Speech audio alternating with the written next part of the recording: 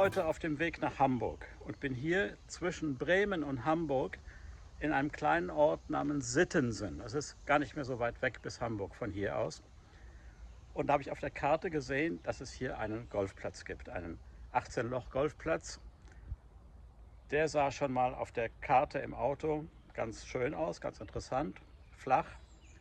Ein schöner Lageplan, wie man hier sieht. Und dachte, dann werde ich hier mal zumindest 9 Löcher spielen und zeige euch einige Aufnahmen von diesem ländlichen und schönen Club. Man sieht hier das Clubhaus, Restaurant, hier die recht große Driving Range und hier eben die Bahnen. Mir wurde gesagt, dass hier die 15. Bahn, dieses Dogleg, sehr schön sein soll. Also werde ich hier mal die Löcher 10 bis 18 spielen. Das Putting Green gefällt mir schon sehr gut, weil es verschiedentlich onduliert ist. Es ist nicht riesig groß, aber sieht gut aus.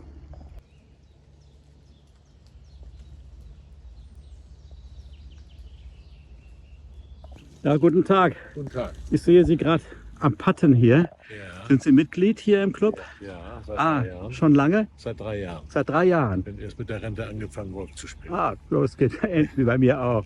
Und wohnen Sie hier in der Nähe? Nein, ich wohne in Wollenstedt. Das ist in der Nähe von Buxtehude. Wie weit ist das denn von hier? 12, 13 Kilometer. Aha. Und da gibt es keinen Golfplatz. Es gibt einen Golfplatz in Buxtehude, der ist nur 4 Kilometer von mir entfernt.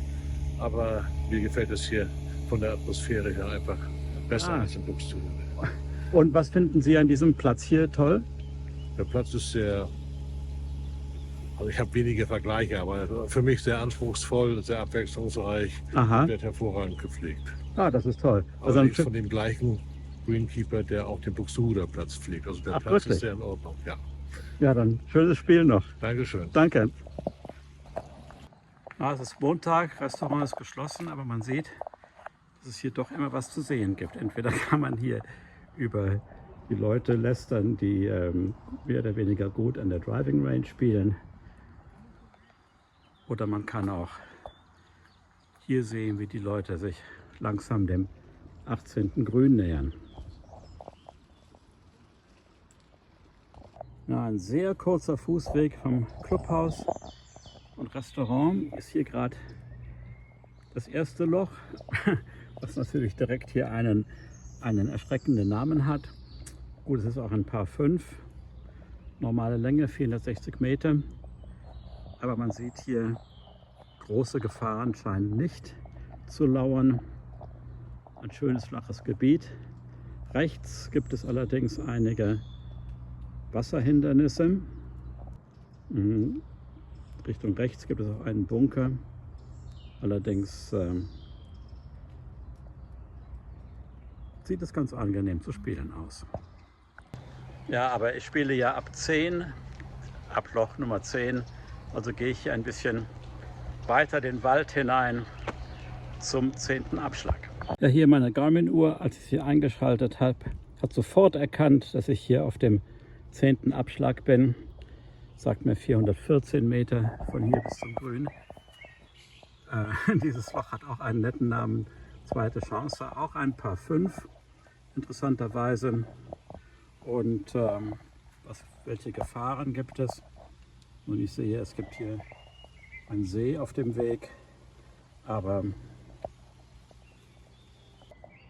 also was auf der Karte nach See aussieht, sind, glaube ich, hier diese braunen Teile, muss man eben drüber hinweg spielen. Ich bin hier am Damenabschlag, aber ich finde es gut, dass es hier auch so ein Schild gibt, was das Loch beschreibt. Denn viele Clubs haben manchmal nur ein Schild irgendwo am Anfang, was man manchmal sogar suchen muss.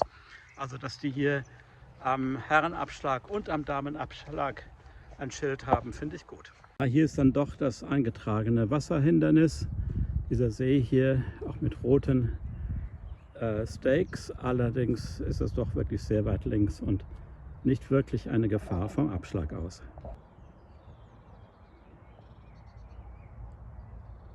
Auf dem Weg zum Grün habe ich jetzt nicht nur Sonne, sondern bei den 175 Metern auch diesen Baum hier vor mir. Und dann vor dem Grün sieht es nach Bunker aus. Also ein bisschen rechts halten.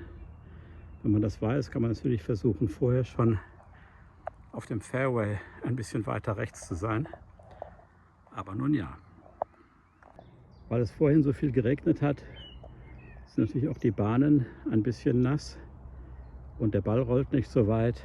Aber es ist trotzdem wunderschön hier. Richtig Wald. Man hört in der Ferne irgendwie eine Straße. Aber die Vogelgeräusche sind eigentlich lauter. Das 11. Loch, ein paar 3. Immer wieder interessant, dass sie hier englische Namen haben. Heute sind Herren- und Damen-Abschläge ungefähr auf gleicher Höhe. Und da ist eben die Eiche, die einem das Leben schwer machen kann. Ich habe von hier 112 Meter. Wie gesagt, heute scheint es kürzer zu sein. Und dort hinten ist das Grün, links ein Bunker. Auf geht's.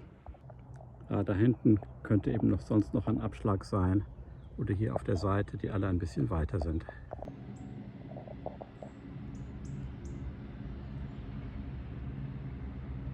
Das 12. Loch heißt nicht umsonst Long John, denn 400 Meter für ein Par 4 ist doch relativ lang. Es gibt kein Wasser, es ist gerade, aber man muss eben doch dahin kommen und ich bin kein Mensch, der sehr weit schlägt. Also mit 4 schaffe ich das nie. Der Damenabschlag ist dann doch um einiges kürzer, aber immer noch eine ziemliche Herausforderung. Mit meinem 4. Schlag knapp neben das Loch. Ja, das wurde dann doch Bogey. Da bin ich aber zufrieden eigentlich bei so einem Loch. Also ich brauchte 3 Schläge, um aufs Grün zu kommen. Dann hatte ich einen langen Putt, der halt knapp neben das Loch kam. Also Bogey ist auch nicht schlecht. Bevor ich es vergesse, also die Leute hier am Empfang an der Rezeption waren wirklich sehr, sehr nett. Das Restaurant konnte ich nicht testen, denn es ist heute am Montag geschlossen, aber der Club ist auf. Und wer hier in der Gegend ist, kann wirklich hier mal eine Golfpause machen.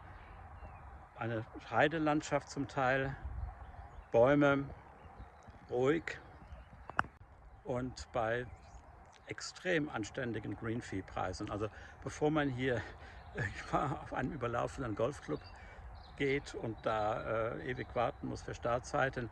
Also hier gibt es offenbar 500 Mitglieder und es ist nie überlaufen, wurde mir gesagt. Da hinten das Heidekraut und Bäume und nochmal Bäume. Die 13. Bahn wieder ein Par 5. Crazy Pool, aber ich sehe, die Wasserhindernisse hier sind doch sehr weit weg. Die bereiten mir keine Angst. Die Bunker an der Seite sind schon ein bisschen trickreicher.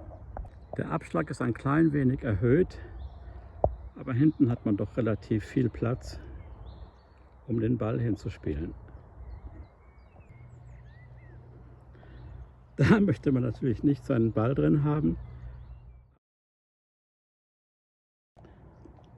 Auf dem Weg zum Grün, hier am 13. Loch, doch hier ein paar Bunker. Aber sieht nicht besonders gefährlich aus. Dafür schön. Auch dieses Grün hier leicht erhöht, nicht völlig flach, wie man hier sieht. Also wenn man sich etwas rechts hält, ist man vielleicht besser dran. Vor allen Dingen, weil hier links ein Bunker lauert. Auch ganz nett und gar nicht selbstverständlich ist, dass es gut angebrachte Schilder gibt, die einem sagen, wo es zum nächsten Abschlag geht. Die 14. Bahn ein Par 3, relativ lang, für mich jedenfalls mit 200 Metern. Es gibt auch keinen Senioreneingang wirklich, weil genau vor dem Grün ein Bunker ist. Da ich sowieso nicht 200 Meter schlage, werde ich versuchen, vor dem Bunker zu landen. Ja, der Bunker, der ist gar nicht genau vor dem Grün. Ich bin hier auf der Seite oder kurz davor wie geplant, aber bis zum Grün sind es von hier noch 49, 50 Meter. Man kann natürlich auch Glück haben mit meinem zweiten Schlag kurz vor dem Loch, kurz vor der Fahne, und das muss an der Sonne gelegen haben, die jetzt rausgekommen ist.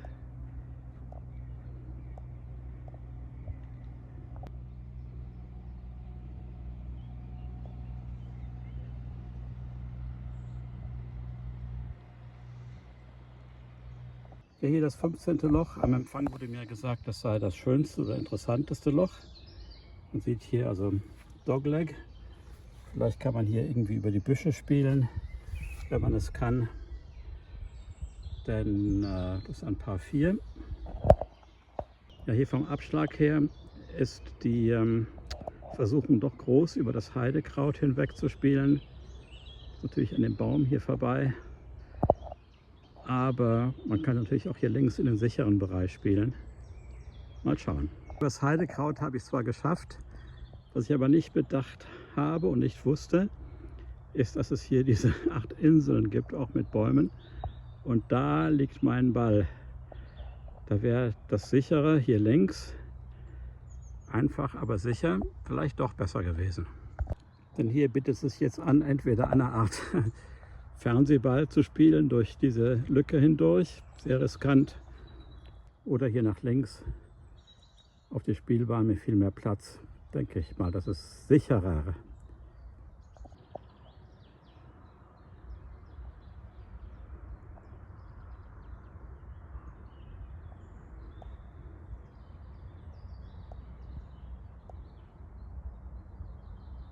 Das ist doch recht vorbildlich. Also ich bin hier am 15. Grün und ich zeige eigentlich mal hier, wie gut das Gras hier geschnitten ist. Wie gesagt, der Regen hat vielleicht geholfen in den letzten Tagen, dass es hier so schön grün ist, aber es ist doch interessant zu sehen. Zeige ich jetzt mal gerade. Und man sieht, wie das eigentlich gut geschnitten ist. Also das Grün sehr gut, dann hier das Vorgrün kurz, auch gut, auch nicht zerhackt. Dann hier irgendwie das Vorgrün. Ein bisschen tiefer natürlich, aber auch spielbar. Und erst wenn man hier ein bisschen weiter weg kommt, wird das Gras dann tiefer.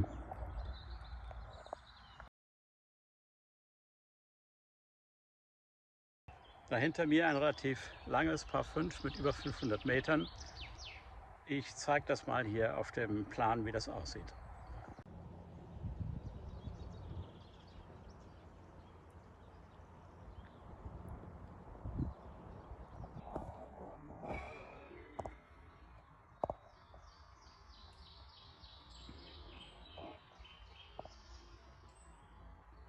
Hier das 17. Loch, ein anständiges Par 3, nicht allzu lang, aber mit einem Wasserhindernis davor. Immer wieder eine Herausforderung.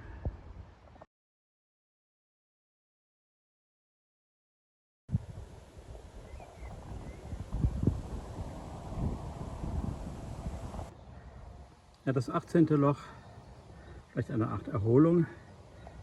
Allerdings sehe ich auch hier rechts ein Wasserhindernis. Naja, 150, 160 Meter weg, das geht eigentlich für mich. Und dann vor dem Grün gibt es nochmal Wasser. Da hinten sieht man auch den Parkplatz vom Club. Ja, auch hier ist das eingezeichnete Wasser nicht wirklich gefährlich, es sei denn, man schlägt völlig nach rechts. Und das Grün ist vorne vor dieser Scheune, das habe ich von hinten nicht gesehen.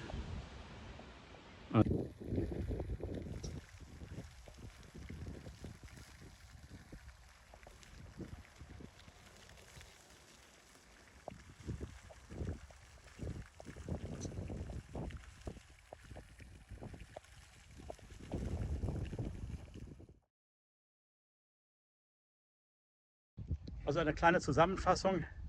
Diese 9 Löcher hier haben mir gut gefallen. Die Bahnen sind flach, eigentlich breit. Es gibt keine wirklich großen Gefahren. Gut, das Wasserhindernis vor dem 17. Grün, recht großes Wasserhindernis, Das ist vielleicht ein bisschen trickreich, aber ansonsten gibt es keine großen Überraschungen. Die Grüns sind alle leicht onduliert, wie es sein sollte, nicht allzu schwer. Einige Bahnen fand ich aber doch recht lang, also das ist vielleicht eine Herausforderung. Aber Bälle zu verlieren, da muss man also wirklich entweder sehr kurz ins Heidekraut spielen oder total rechts und links. Von daher ist es also ein angenehmes Golfen hier. Schöne Landschaft, gute Luft, ruhig und wie gesagt, das ist gerade mal 30 Kilometer südlich von Hamburg, glaube ich, und hier in der Gegend leicht zu erreichen. Vielleicht kann ich nachher mal kurz die Drohne fliegen lassen und komme hierher, um dieses Loch oder auch andere Löcher von oben zu zeigen.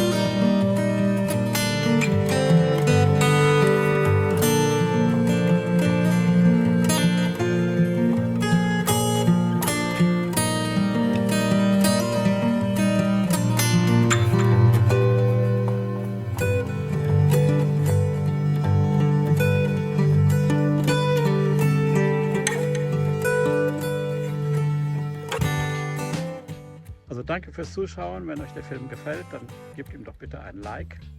Und wenn ihr den Kanal noch nicht abonniert habt, also macht das gerne. Es gibt hier Golfplatzberichte und auch einige kleine Sachen zu Teslas und Tesla Supercharger-Stationen, auch Drohnenbilder. Also, ansonsten empfehle ich auch meinen Reisekanal Gregor'scapades. Könnt ihr da oben draufklicken. Jedenfalls vielen Dank fürs Zuschauen und bis zum nächsten Mal. Tschüss.